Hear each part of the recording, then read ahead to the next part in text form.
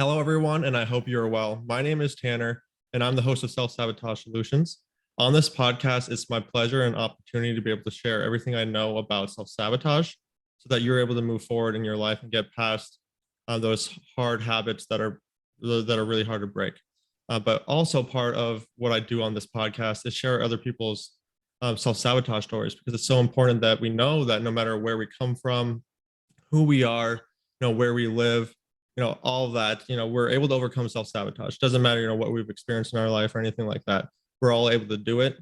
And often hearing these stories can be very, very powerful because we're able to relate to them and then maybe find some inspiration or, get that understanding that we are able to overcome self-sabotage. So I'm very, very excited because I got Heather Lloyd here with me on the podcast. Thank you so much for joining me, Heather. She actually helps other people quit drinking alcohol, which I think is so important, such a major part of overcoming self-sabotage because it's so normalized in our society. Like everyone does it. They think they have to have it to relax. So it's fantastic that she helps people overcome that, because I know that was a big part of my self-sabotage in my life. So without further ado, this is Heather. Heather, can you introduce yourself for a little bit, and then we can go into your story. Hi, Tanner. Well, Hi. Thank you. First of all, thanks so much for having me on your podcast. I'm really excited to dive into all things self-sabotage and to share my story. So I am, at the moment, I'm an alcohol freedom coach. And I call myself that because there's stopping using alcohol, and then there's truly being free and being alcohol free, and they're two quite different things. And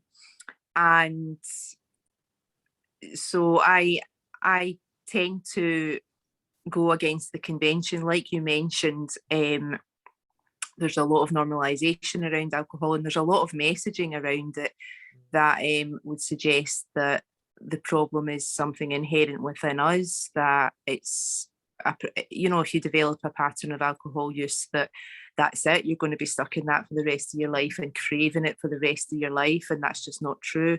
That there's somehow something wrong with you if you have developed an unhealthy pattern of alcohol use, as if that's that shouldn't be a thing. And so I like to challenge that narrative, and it leads quite nicely into what you're saying. Like when it comes to any pattern that you're in of behavior or thought pattern that holds you back, you can choose, you can overcome it, and you can choose. And I think it's a really, really important point that you're making, because there can be times when we feel like, I can't do this, or how do I do this? And as someone who's pretty much dabbled in them all, from the physiological behaviours to the negative thoughts and self-judgment, self-criticism, and as someone who's come from maybe a background that would never in a million years have dreamed that I could start my own business and create my own wealth, I'm excited to share my journey with you.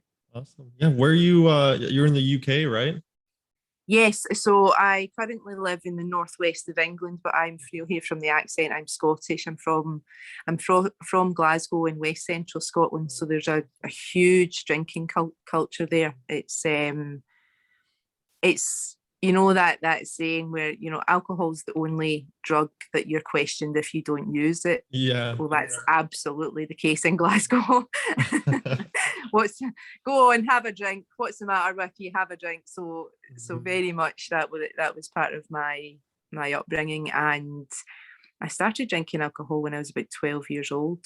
Oh wow. And the thing is, that was pretty normal. If you didn't, as a kind of pre-teen and all through teenage years, you were in the minority in the kind of locale that I grew up in. And it was at that stage, in my teenage years. Are you happy for me to just launch in from there? Yeah. Yeah, just go on. So it was very much 12 years old was the first time that I got drunk, shall we say. And I remember thinking, oh my God, this is the best thing ever. Because all of a sudden, I could talk to people. I was a very shy, introverted young girl. And here was this amazing, I finally made the connection. I'm like, oh, that's why all the adults go on and on about this, or that's why I see the adults doing this. So I wouldn't say I got hooked at that age, but that just became a thing. At 12 years old, it wasn't like every weekend, but it was a feature. And certainly into my later teens, it was every weekend. That's what we did.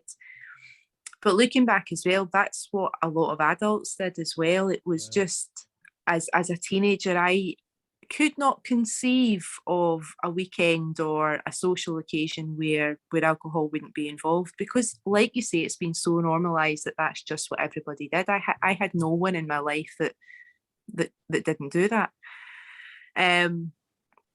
But the other, like I say, I've dabbled in plenty of kind of self-sabotaging, I suppose, not just behaviors, but pharmaceuticals is another one. So as well as drinking regularly, so binge drinking as a teenager, when I was about 19 years old, and I share this pretty openly now. So during my teenage years, I was sexually abused and raped by a couple of different men.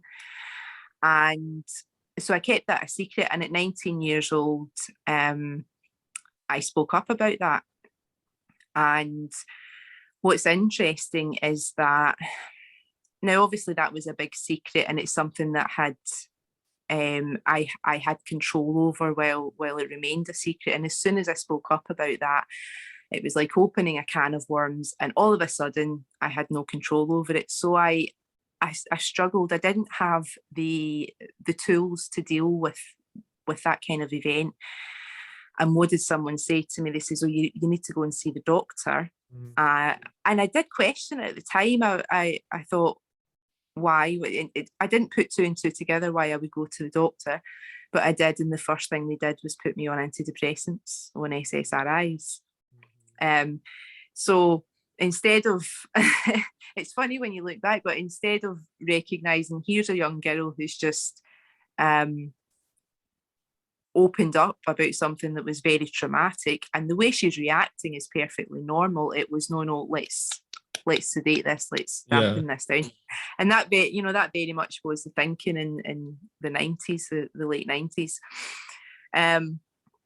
And so, but the other thing was, I had started the contraceptive pill as a teenager as well, and that caused me to really bloat and put weight on very quickly. That combined with the antidepressants. So we had drinking and pharmaceuticals, and then really quite low self-esteem because of the weight gain. And that led to more drinking and bad diet, and I smoked cigarettes as well.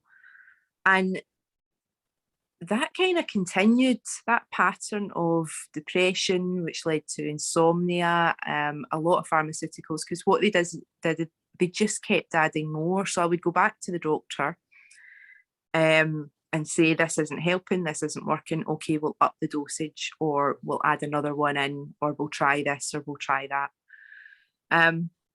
And what's funny about that, so I left school at 17 and went out to work in a kind of in the civil service here in the UK, and very unhappy in my job, and the depression kind of continued. So I had periods of time off of work for depression. And I think that there's something, there's a problem in the UK as well with that, in that particularly in the public sector, you can have 6 months to a year off of work paid in full. And so what happens then is if someone has depression, then they take time off work, and that's possibly the worst thing you should be doing. Because you then just go into this idea of or you then just go into this cycle of where you then stop socializing. You've got absolutely nothing you need to get up for in the morning because you've still got an income coming in. And it's a bit like what kind of happened around COVID, in that people were getting paid to do nothing. And so because of the job I was in my early 20s, there was a lot of months time off with depression, insomnia, but bad patterns, bad habits. But what I did manage to do during this is I managed to go to university and get myself a degree in psychology. So I gave up work and became a full-time student, very much looking for answers. And I did well. I made the grade, if you like.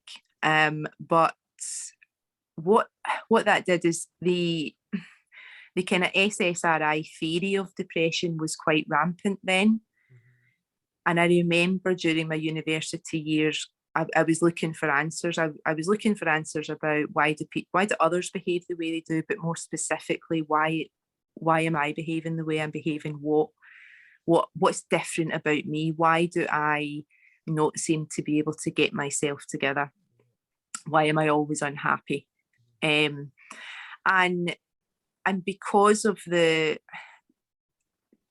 kind of the inflexible academic nature of what I was studying, and because looking back, now realizing that a lot of the academic material that was presented is actually what's the word I'm looking for?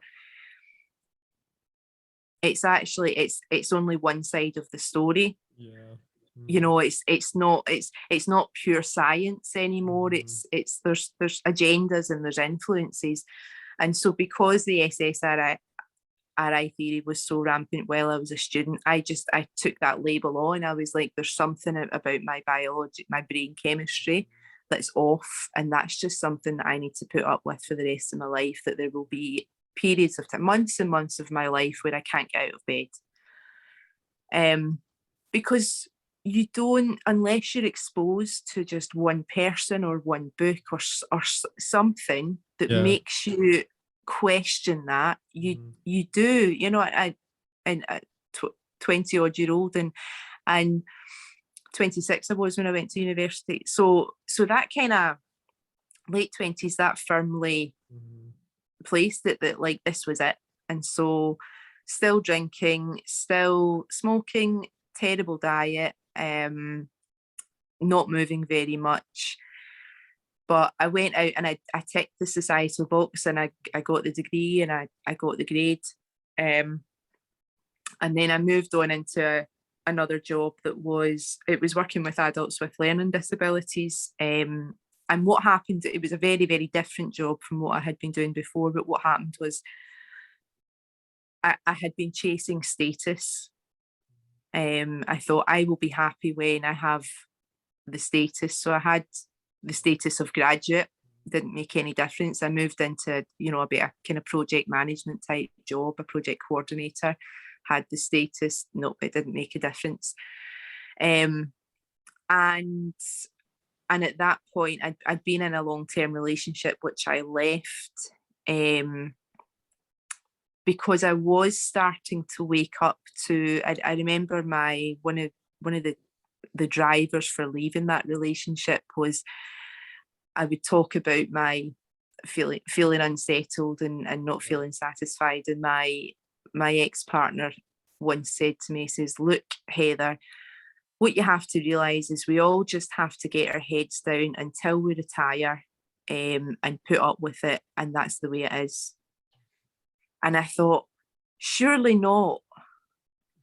Like, seriously, surely not. Surely you don't just put your head down and do something you don't enjoy until you're 60 or 65 or at our time we were facing later. I'm like, there's 40 years to go until that happens. You can't be serious.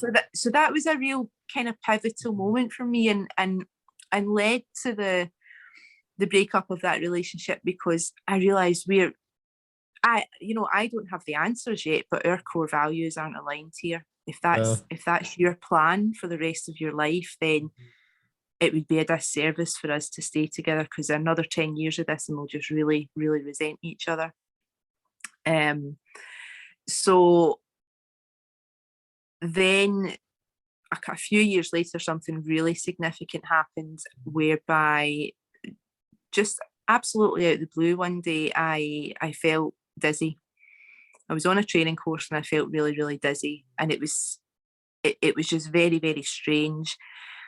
And this dizziness persisted, and it turned into a kind of constant nausea and brain fog. And of course, was still in the medical system at the time, and it was a virus. It was, what else did they say? It was possibly tinnitus. It was probably sleep apnea. I went through about 18 months of probably this, probably that, but also being treated quite badly in terms of being condescended to.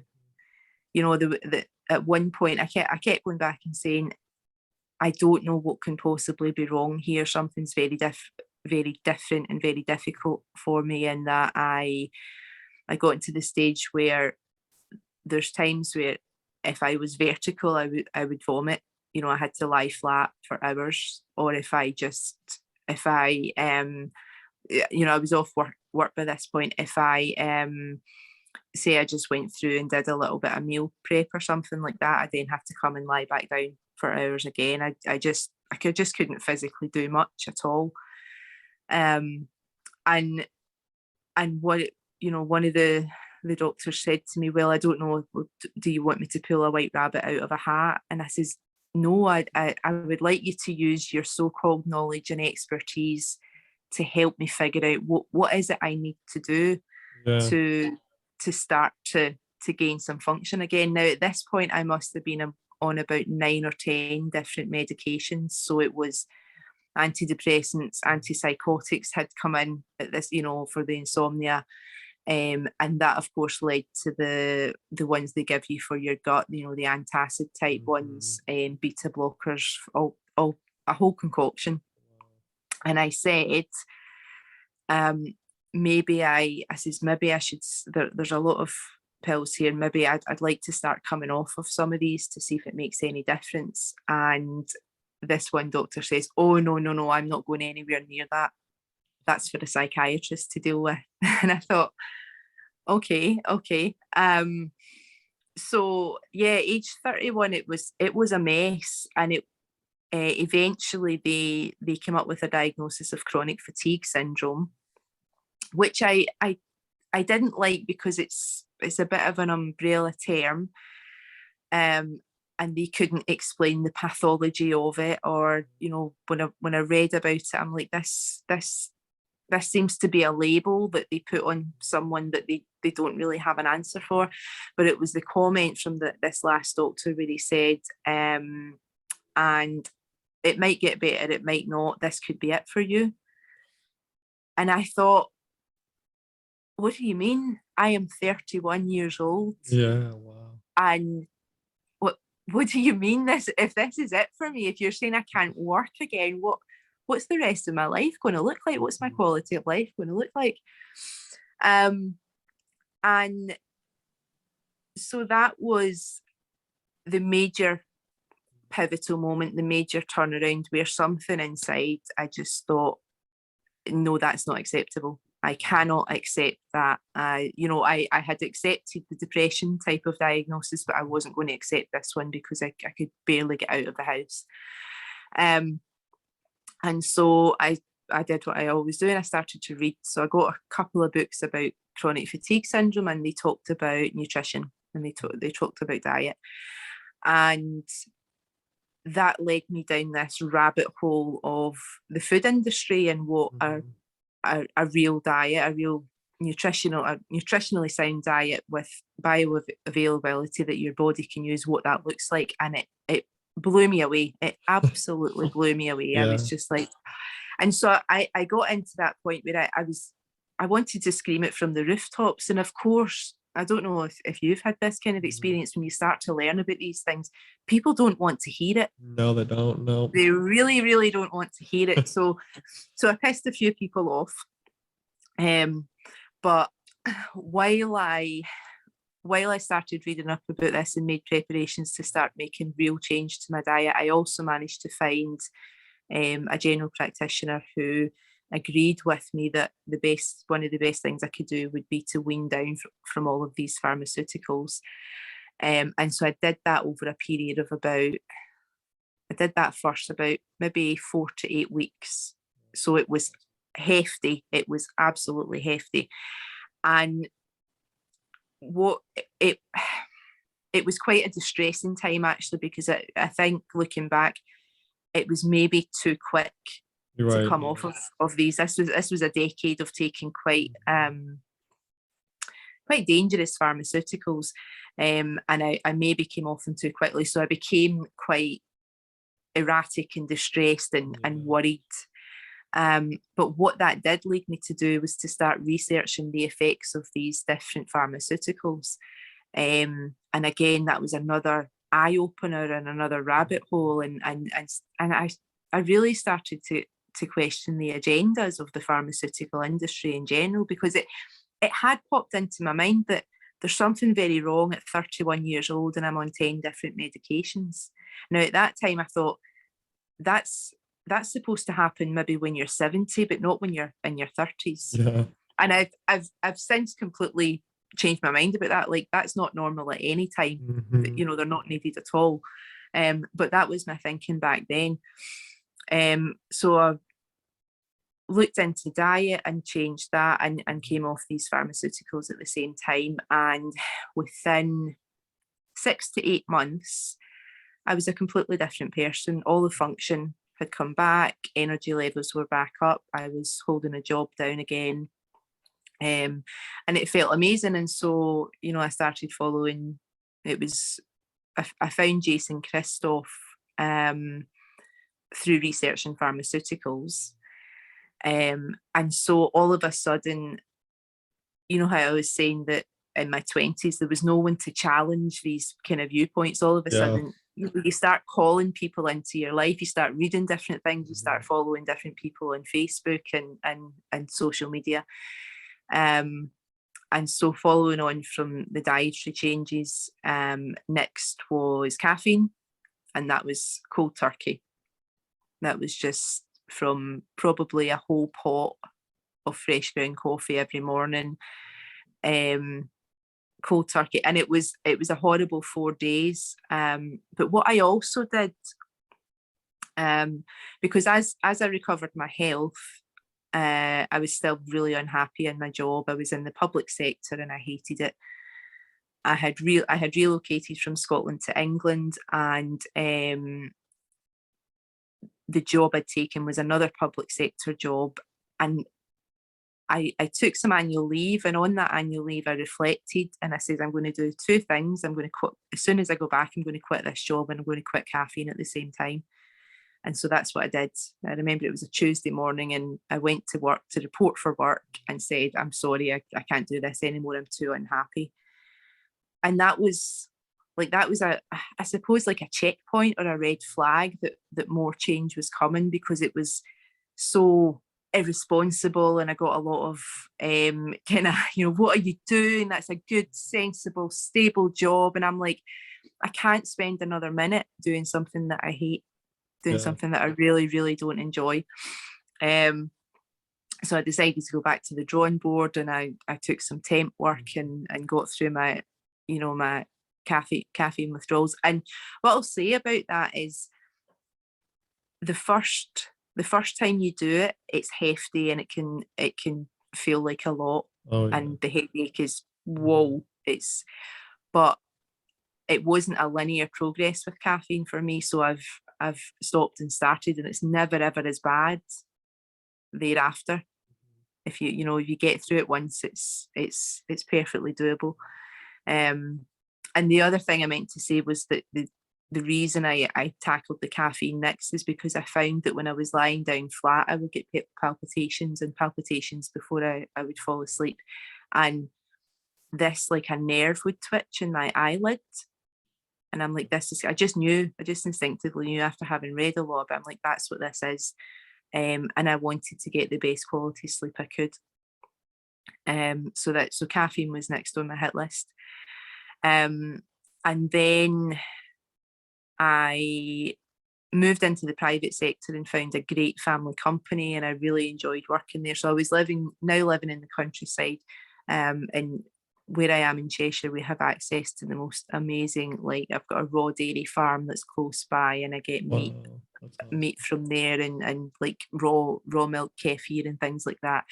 I've befriended an organic chicken and pork farmer, and I actually do some deliveries for her sometimes as a kind of exchange, meat for deliveries, and it's just a nice setup. So access to amazing food, so my diet looks completely different. It's made a huge difference. And then the just about a year before the pandemic, before COVID,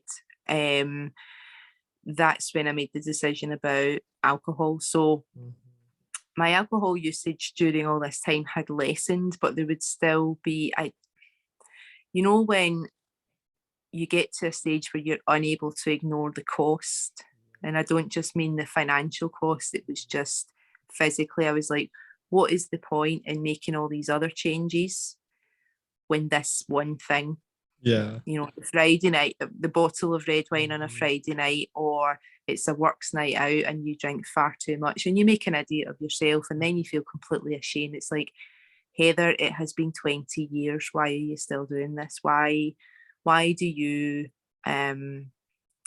why is it so difficult to let it go? And so what happened there was I was away for, I had got married, and I went for we had a wedding gift that was a paid for weekend away in the UK. And we went to a city called Gloucester, and we had the most fantastic time. And I had some wine with lunch and a little bit more with dinner, and then the next night a little bit of wine again. So by no stretch of the imagination was it a boozy weekend. Hadn't had a lot. But by the Monday, as we were driving home, I felt ill, and I felt like I needed another weekend away to recover from that one. And I was like, this is insanity. This is absolute insanity. And I decided, I says, just have a long break and see how you feel. And 4 days later, my friend visited, and she brought a couple of beers, and she doesn't usually drink, and she certainly wouldn't usually bring beers over, but she brought a couple. She said, oh, do you want one? And I found it really difficult to say no. There was a piece of self-awareness came in where I thought, I don't actually want to drink this beer. I want to socially connect with you. And that's when I became aware. I'm like, right, this is programming. This is a piece of programming. I had the beer, but after that, I said, right, okay, let's get serious now. And so I'd cultivated the desire. I'd realised the cumulative cost. I cultivated the desire. And instead of saying I must quit, or I need to quit, or I've got a problem, or I am an alcoholic, there was none of that. I just said, what would it be like if I took a break and just had that experience? And I got to, it was about 2 months later, and we were on our belated honeymoon. So we were in a beautiful villa in Andalusia in the south of Spain. And we walked into this rickety little villa, and they put a platter out. So there was beautiful local food and a bottle of local Spanish red. And I thought, oh no. And this was the moment. It was like, okay, you can have that. You're on holiday after all, and it was a gift, and it would be rude not to. And all of those thoughts were going through my head. But then another thought came in, and I thought, well, you have not had an alcohol-free holiday in the sun since you were a kid, since you were maybe 12 or 13 years old. Why don't you see what that's like first? Because you've done the drinking holidays, why don't you just give it a go? And there was a bit of a lurch in my stomach, and like, okay, because I was just tired of it by then. So I took this bottle and I didn't even pour it away. I just put it under the sink in the villa in the cleaning cupboard with the chemicals where it belongs, quite frankly. And enjoyed the rest of the holiday. And there was a few little kind of moments, but again, I just kept going back to, well, what would it be like? That this is about having an experience. So what's the experience in this moment? Yeah. Not using alcohol. And I say you'll hear me saying not using alcohol all the time, and it's because it was a real mindset shift for me in that if we say quit or loss, the subconscious mind doesn't like that, doesn't like to lose anything. Yeah. So it's stop using alcohol, or if you say stop drinking, you're not stopping drinking, you're still going to drink, but you're going to drink to hydrate and not sedate. And it's these little things can make a huge difference. So after that was like a big thing to get through this kind of stereotypical holiday or vacation, where there's so much association, sun, sea, sand, and sangria sort of thing. And it just carried on from there. And I decided at that point, right, okay, I want to have the experience of being alcohol free for a whole year and get through all of these events like birthdays and Christmas and New Year and all these holidays. And that's what I did. And it went to about 18 months. But because at the beginning I had cultivated the desire by saying I want to know what the experience is like, I was still left a bit undecided. So I actually went back for a few months. I says, I'm going to go back. I'm going to have some alcohol again, and be aware of how this pattern unfolds. So it was 1 glass of wine, and then it was a pub lunch, and it was 2 glasses of wine, and then quickly 2 weeks later, I could feel the cravings. I could feel it coming back into my thought patterns until we got to about Christmas time, and it turned into a binge session, and that's where I realised, okay, there's a huge thing about family and connection, because I don't live near my family that I grew up with anymore.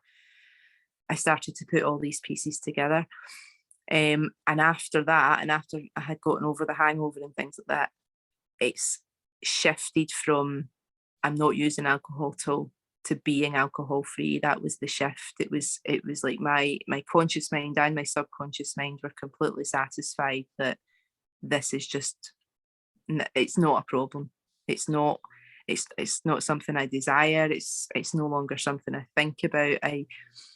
And I kind of forget sometimes that the rest of the world still do this drinking alcohol thing, because it's so possible to completely rewire if you bring that awareness to the conditioning that's happening all around you, because that was a big part of how I did it. So I would walk into the supermarket, and I describe it as the booze sirens are calling me. Yeah. And I would just stop and look, and I would say, yeah, but 30% of what I would spend on that bottle goes on actual alcohol. The rest goes in tax. And I hate the government too much to give them 70% of that £10 in tax. And it's developing your own strategies. It's remembering what's important to you. And that was it. It was, there's an agenda here that I just didn't want to be part of. And that makes it feel very different than I am an alcoholic, or I have a problem, and I need to resist this, and I need to struggle. It's been able to soothe the distressing emotion, and then come back out on top and say, yeah, I remember why I'm doing this now, and it just feels good to do it that way. And so that brings us to, how long ago was that? It was a couple of years ago now. So so that's why I decided to start coaching around it, because when I look back, I thought I've got quite a specific set of techniques. Plus I've done a lot of training on how to, I think the thing about coach, it's one thing to know how to do something for yourself, but to be able to break it down and help someone else understand what's going to work for them. And so when we were first going into lockdown, I lost my job, and Heather Lloyd coaching, alcohol freedom coaching, was born. That's awesome. That's fantastic. So, do you still got more? No, I think that's Okay. Sorry, I just completely just. It's a great story. Yeah. So, I mean, well, I actually had a thought. I know you had the psychology, and you went to school for psychology.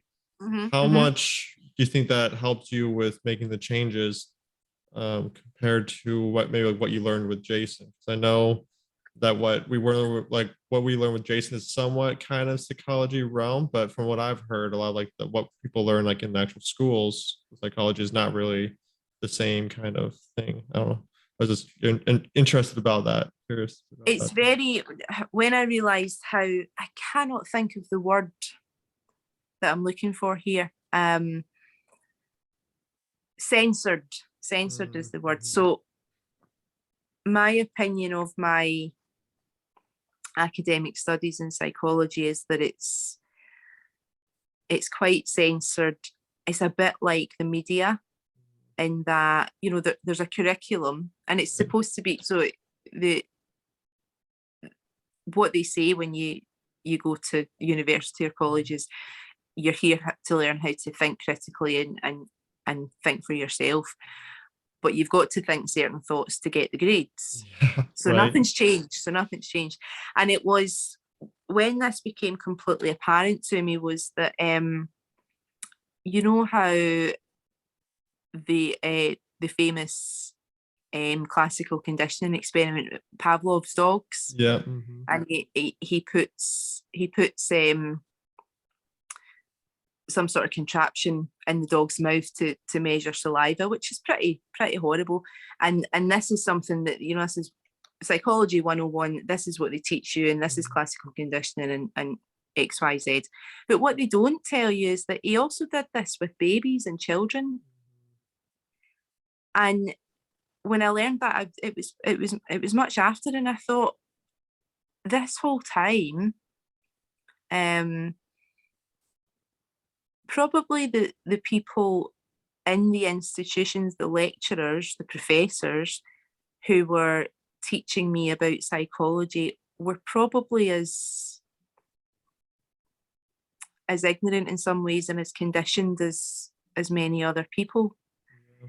And that's got to feed into the material that you're studying, because what I know is I went to university to learn more about how to help myself, and I came out the other side fully 100% believing that I had a problem with how my brain functioned.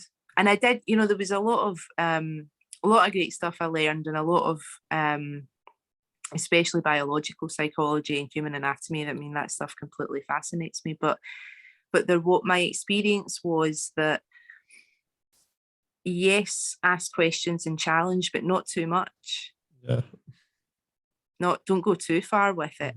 And what I also found is there was, I did at one point want to go on to postgraduate education and do a master's and a PhD. But what I wanted to study grief and loss, and go quite specific with that. But it wasn't fashionable at the time. And I started to realise that, well, it shouldn't matter if it's fashionable or not, it's important. But it's like, no, that you'll need to change this, you'll need to change that. And so it was like quelling that passion, and it was because I'd seen a lot of family members, and they had gone into quite horrendous alcohol patterns, and lost their lives, some of them, over what seemed to me to be about grief and loss, and not being able to move through it and overcome it. So yeah,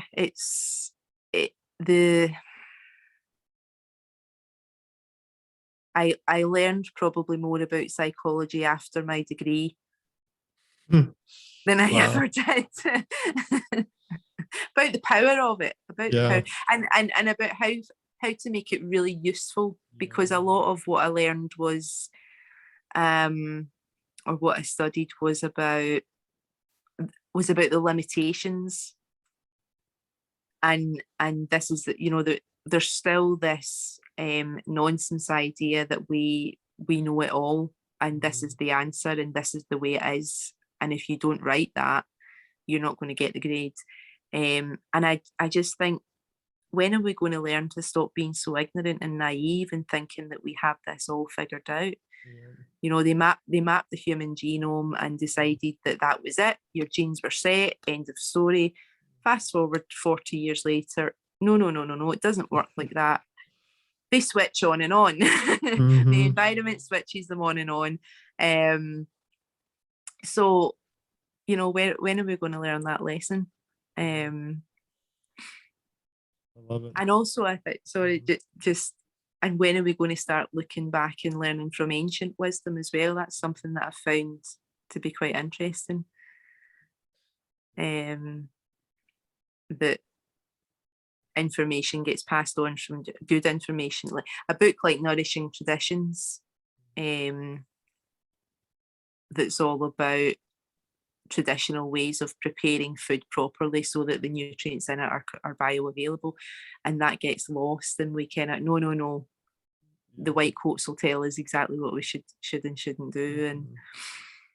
And yeah, it's so true. I mean, we've lost our way with, you know, what we knew as like healthiness. Like now we have food that's not really food, and we just need to go back to actual organic food, like just what our ancestors called food, right? Like you know, now we have all these fake alternative substances and things put into our food and crazy products. It's true. I mean, like even just from like back in the 1920s, I don't know if you're familiar with Weston A. Price's book, yes, Nutrition and Physical Degeneration. And he went around like the world and just like studied all the different like Aboriginal, you know, cultures, and like found out like the nutrition is so important. And, like it's crazy that just we've lost our way and just ignored all these things. But I don't think it's that the people necessarily have. I think it's just we've been led and taught to believe, kind of like you're talking about with the school, like if you don't do the right answer, if you don't do the right thing, we're essentially being conditioned to just provide what we're being taught, like, and we're not being taught the right things, which I think is a very important point that you made throughout that. But yeah, I mean, your story was so relatable and so powerful, because I think a lot of people have been in that point where they thought there was something wrong with them. You know, they didn't know how to move forward. There's like, hey, what's wrong with me? I know what I want to do. I know how to mostly how to make these changes, but I just can't make them. Like I keep struggling to do this thing.